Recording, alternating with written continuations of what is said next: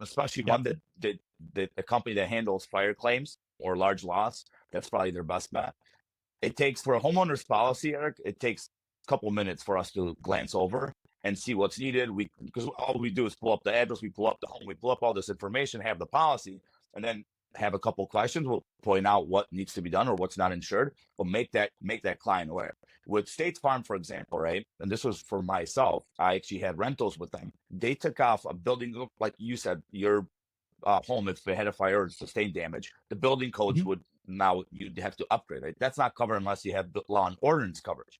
Now, State Farm took that off there as it was always included in their Yeah. policies, and now it's additional.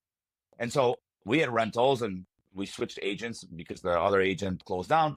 And so I looked at our policies and our rentals and I said, why don't we have law and ordinance? When I reached out to the agent, he said, because they took it off their policies, it's optional now. I said, wouldn't you want to offer that to me? Because it's $25 a year and it's $30, $40, $50,000 worth of more coverage. How would you not? Oh yeah, we'll throw it in there if you want it.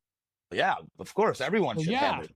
Yeah, so that's and again, if I had a fire, for example, one of those rentals, and that took a short time that they switch agencies and that changed, I would have not had coverage for that. It's a lot of money.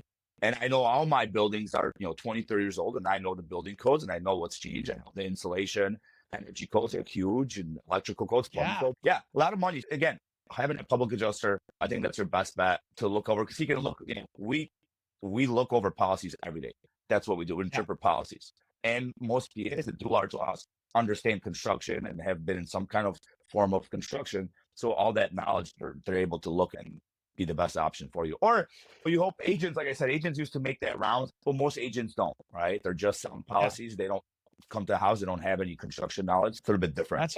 That's a huge deal. And if you've got a 100-year-old brick house, let's say, or you've got a commercial or just a light duty commercial building that's made out of brick and you're in an earthquake area, you go pull that permit to build it out. The concrete or block is still, or brick is still standing.